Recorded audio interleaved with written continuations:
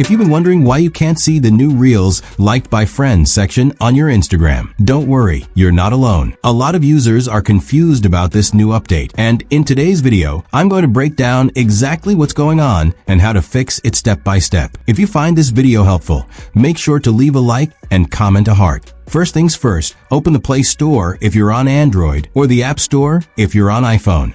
Search for Instagram. If there's an update button, press it. If it says open, you're already on the latest version. Sometimes features only show up after you've updated to the most recent release. So don't skip this step. Once you've updated, close Instagram completely. Swipe it away from your recent apps. Then reopen it and check if the feature appears under your Reels tab. Still not there? Don't worry, keep going. Go to Settings. Find and go to Apps. Find and enter Instagram. Press on Storage.